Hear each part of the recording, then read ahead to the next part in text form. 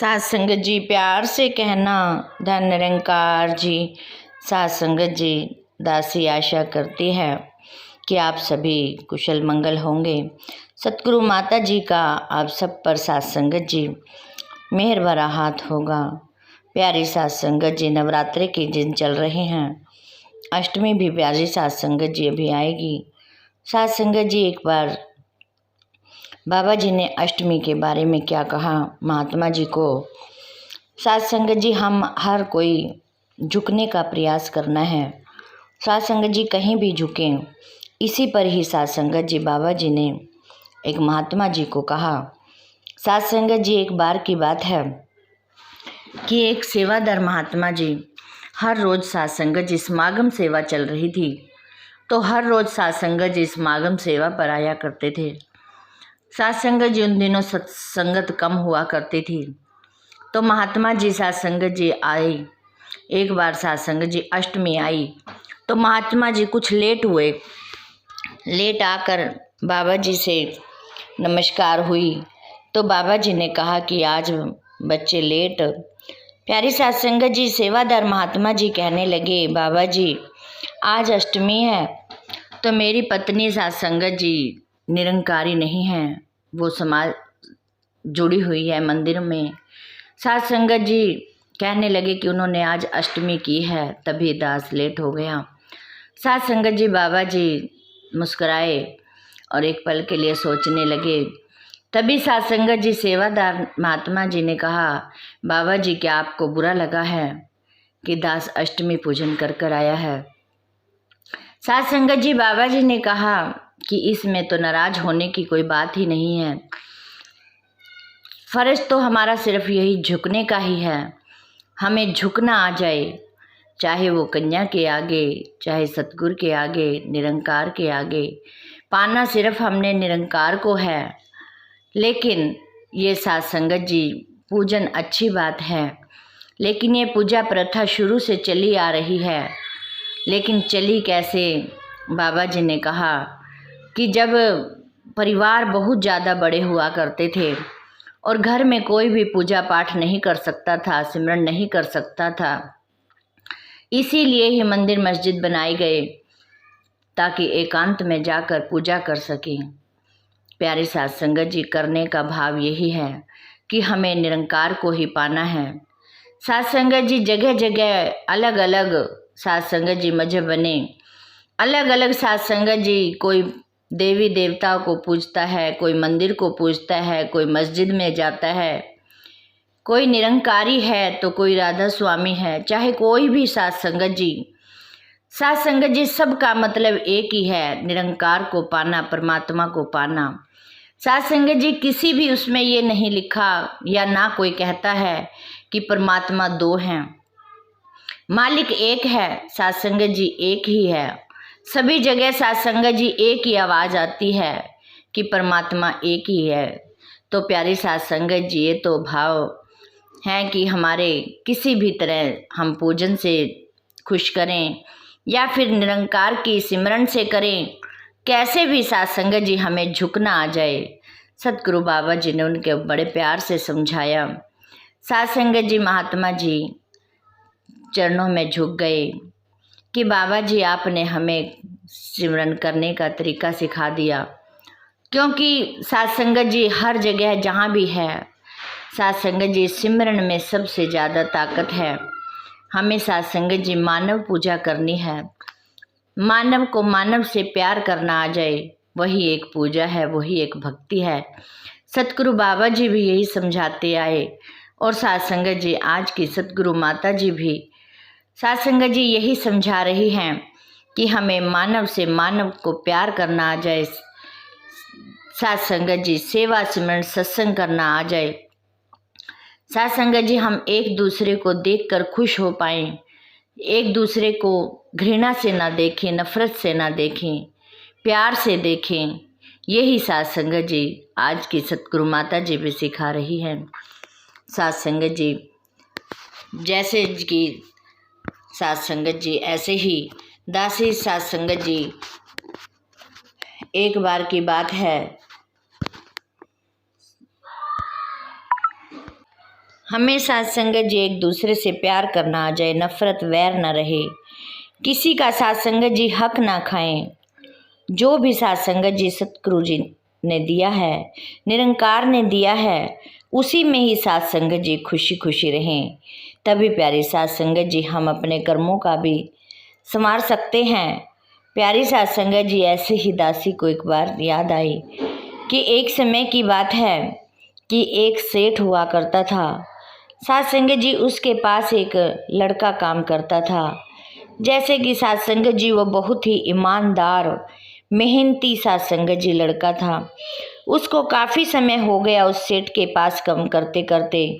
अब साथ संगत जी उसकी इतनी तनख्वाह भी नहीं थी, लड़का गरीब था। साथ संगत जी और मेहनत से काम करता। साथ संगत जी वो सेठ तो और भी ज़्यादा दिन दुगनी रात चौगनी हो गई। एक दिन साथ संगत जी सेठ ने सोचा कि क्यों ना इसको मैं अपने साथ पार्टनरशिप में कर लूं। अब तो ये बहुत अच्छा काम कर रहा है और आगे भी और ज़्यादा ईमानदारी से काम करेगा और आधी जिम्मेवारी इसको भी हो जाएगी, क्योंकि मैं इतना बड़ा कारोबार संभाल ही नहीं पा रहा। साथ संगत जी उसने उस नौकर को बुलाया और कहा कि आज से तेरा इसमें आधे का ही हकदार है, पार्टनरशिप में हम काम कर लेते हैं। प्यारी साथ संगत जी वो बच्चा बहुत खुश हो गया। उसने साथ संगत जी दिल जान से सेवा करनी, वहाँ पर काम करना शुरू कर दिया। साथ संगत जी वो मालिक के पास जैसे हर महीने पगार लेने आता था, उसी तरह ही प्यारी साथ संगत जी एक महीने बाद मालिक से कहने लगा कि मुझे 10,000 दे दो। साथ संगत जी मालिक ने कहा कि आपका तो मुनाफा अब ज़्यादा बनता है क्योंकि हमारा पार्टनरशिप हो गया है। साथ संगत जी उसने कहा कि आप अपने पास जमा कर लो, मैं 10,000 ये अपने गांव में भेजूंगा। साथ संगत जी उसने कहा कि मैं हर महीने जितना मुझे खर्च चाहिए मैं उतना ले लूँगा, बाकी आप अपने पास ही जमा करते जाओ। प्यारी साथ संगत जी ऐसा ही हुआ। कई साल बीत गए। वो हर बार 10,000 या 15,000 जो भी साथ संगत जी उसको ज़रूरत होती उतना ही पैसा लेता और बाकी साथ संगत जी वहीं सेठ के पास ही जमा रहता। एक दिन सेठ लेटा हुआ है, उसने सोचा क्यों ना मैं इस बच्चे का हिसाब तो कर लूँ, कितना इसका बनता है, कितने इसके मेरे पास जमा हो गए हैं। प्यारी साथ संगत जी जैसे ही हिसाब लगाया तो साथ संगत जी सेठ की आंखें खुली की खुली रह गई। वो तो एकदम चौकन्ना ही रह गया क्योंकि साथ संगत जी उसकी पेमेंट बहुत ज़्यादा इकट्ठी हो चुकी थी। अब प्यारी साथ संगत जी वो सोच में पड़ गया कि इससे अच्छा तो मैं इसको नौकरी पर ही रहने देता, इसका कम पैसा ही जैसे अब ये हर महीने ले लेता है, बाकी मुझे देना तो ना पड़ता। साथ संगत जी वो पैसे की नीयत उसकी बदल जाती है। अब वो मन में बहुत परेशान भी हो जाता है, कई दिन परेशानी के साथ रहता है और उसके साथ व्यवहार भी ऐसा करने लग जाता है। एक दिन साथ संगत जी लेटे लेटे उसको फिर सोचा कि कब तक मैं ऐसे परेशान रहूँगा, क्यों ना मैं इसको एक तरफ ही किनारा क्यों ना कर दूँ। प्यारी साथ संगत जी उसने ऐसा ही किया। जब वो खाना खाने बैठा, उसके खाने में साथ संगत जी कोई जहर का पदार्थ मिला दिया और साथ संगत जी वो नौकर मर गया। साथ संगत जी उसके घर, सेठ के घर कोई औलाद भी नहीं थी। कुछ समय बीता, साथ संगत जी उसके घर बेटे ने जन्म लिया।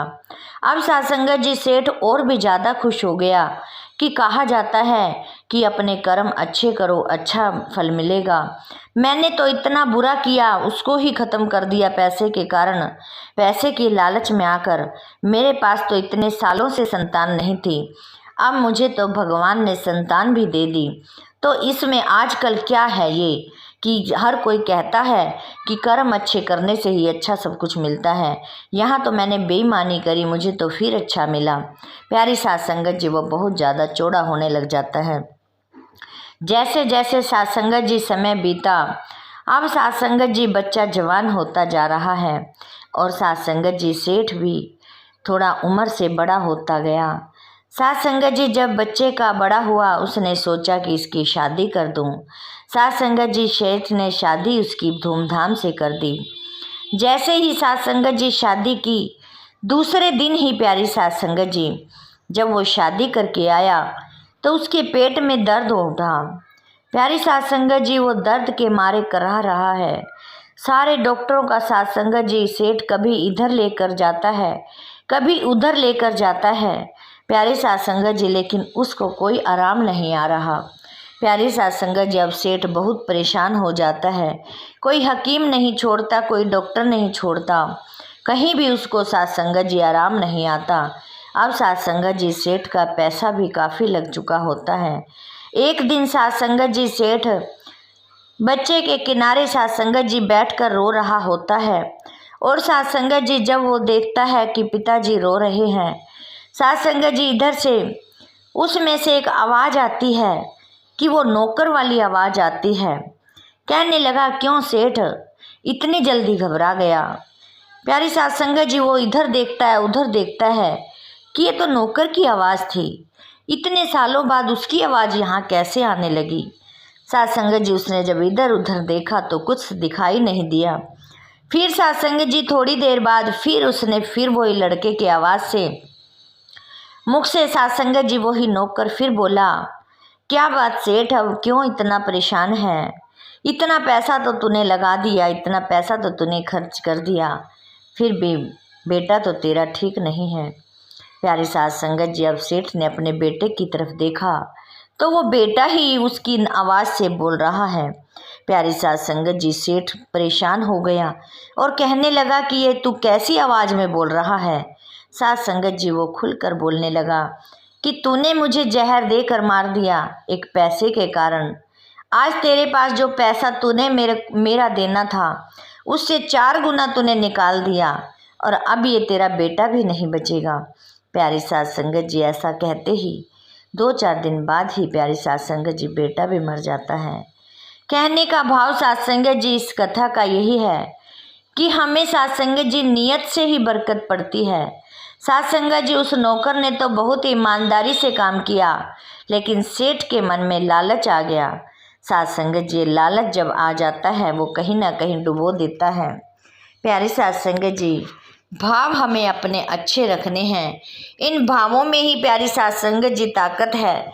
यदि साध संगत जी हमारे भाव अच्छे बने रहेंगे या साध संगत जी सेवा सिमरन सत्संग करने में लगे रहेंगे तो ही प्यारी साध संगत जी हम इस जन्म का तो करते ही करते हैं, साध संगत जी हम पिछले जन्म का भी कर लेते हैं और साध संगत जी आने वाले जन्म को भी साध संगत जी सुखी कर लेते हैं।